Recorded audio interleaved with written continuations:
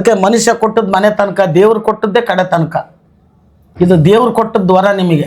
ಅಪ್ಪ ಅಮ್ಮನ ಶ್ರಮ ಇರ್ಬೋದು, ಇತ್ತೀಚೆಗೆ ಈ ಹಿರಿಯರ ಶ್ರಮ ಇರ್ಬೋದು. ಆದರೆ ಅದ್ರ ಜೊತೆಗೆ ನಿಮಗೆ ಭಗವಂತ ಅಲ್ಲೇ ಇಲ್ಲಿ ತುಂಬಿಬಿಟ್ಟು ಕಳಿಸ್ಬಿಟ್ಟ.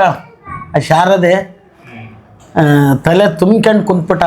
ಅದು ನಿನ್ನ ಯಾರು ಏನು ಹೇಳೋದು ಇಲ್ಲ, ಇಲ್ಲಿ ಹೊಗಳೋದು ಏನಿಲ್ಲ. ಸುಮಾರು 20 ವರ್ಷದಿಂದನೂ ನನಗೆ ಮೊಣಕಾಲು ಸೊಂಟ ಭಾಳನೇ ನೋವು. ಸುಮಾರು ಒಂದು 30 ವರ್ಷ ನಾವು ಶ್ರಮಜೀವಿಗಳು ಗದ್ದೆಯಲ್ಲಿ ಅವಾಗ ತೋಟ ಇರಲಿಲ್ಲ. ತೋಟ ಇದ್ದಿದ್ರೆ ಅವಾಗ ಸಾವುಕಾರ ಆಗಿಬಿಡ್ತಿದ್ವಿ, ಭಕ್ತಿರಲಿಲ್ಲ. ಗದ್ದೆ ಕಡೆಯಿಂದ ಕೆಸರು ಸೊಂಟದ ಮಠ ಕೆಸರು ಕೆಲಸ ಮಾಡಿದ್ದೆ ನನಗೆ ಅನ್ನೋದೊಂದು ತಲೆ ತುಂಬ್ಕೊಂಡು ಸೊಂಟ ನೋವು ಅಂತ ಉಣ್ಣೋದು. ಸೊಸೆ ಮಾಡಿ ಹಾಕ್ತಿದ್ಲು, ಮಗಳು ಮಾಡಿ ಹಾಕ್ತಿದ್ಲು, ಉಣ್ಣೋದು 1 ಕ್ವಿಂಟಲ್ ಮೇಲಿದ್ದೆ. ಈಗ ನಾನು ಸಡನ್ನಾಗಿ 12 ದಿನ ಟ್ರೀಟ್ಮೆಂಟ್ಗೆ 12 kg ಇಳಿದಾನೆ. ಇದನ್ನು ನಂಬ್ತೀರ ಬಿಡ್ತೀರ, ನನ್ನ ಆತ್ಮಸಾಕ್ಷಿಯಾಗಿ ಹೇಳ್ತಾನೆ. ಅವರು ಹೇಳಿದ ಪ್ರಕಾರ ನಡ್ಕೊಂಡ್ರೆ ರೋಗಿಗಳು ಯಾವ ರೋಗನೂ ಹತ್ತಿರ ಬರಲ್ಲ. ನಡ್ಕೋಬೇಕು ಫಸ್ಟ್. ನಾವು ನಡ್ಕೊಂಡ್ರೆ ಡಾಕ್ಟ್ರಿಗೂ ಒಳ್ಳೆ ಹೆಸರು, ನಮ್ಮ ಆರೋಗ್ಯನೂ ಚೆನ್ನಾಗಿರ್ತೈತಿ.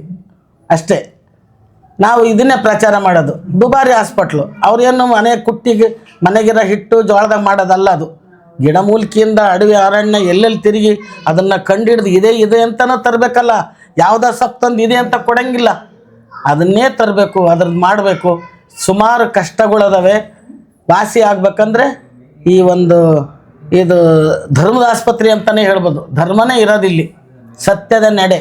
ಆಮೇಲೆ ಅವ್ರ ಕೈಗುಣನೇ ಇರ್ಬೋದು, ಅವ್ರ ಮನಸ್ಸಾಕ್ಷಿ ಇರ್ಬೋದು. ಆಮೇಲೆ ಇಲ್ಲೆಲ್ಲ ಕೆಲಸ ಮಾಡ್ತಕ್ಕಂಥ ಮಕ್ಕಳು ಪ್ರತಿಯೊಬ್ಬ ಈ ಗುರುಗಳು ಬಂದರೆ, ಗುರುಗಳು ಹೆಂಡತಿ ಬಂದಾಳೆ ಅಂತ ಅಲ್ಲ, ಯಾವ ರೋಗಿನೇ ಬರಲಿ ಅವ್ರನ್ನ ಏನು ಜಿಗುಪ್ಸೆ ಪಟ್ಕೊಂಡಂಗೆ ಅವರನ್ನು ಮುಟ್ಟಿ ನೋಡಿ ಅವ್ರಿಗೆ ಮನಸ್ಸಿಗೆ ಖುಷಿಯಾಗೋ ರೀತಿಯೇ ಅರ್ಧ ಕಾಯಿಲೆ ತೆಗಿತಾರೆ. ನಾವು ಅದನ್ನು ಪಾಲನೆ ಮಾಡಿಬಿಟ್ರೆ ಸಕ್ಸಸ್ 100ಕ್ಕೆ 100. ಇಷ್ಟನ್ನು ಹೇಳಕ್ಕೆ ಬಯಸ್ತೇನೆ.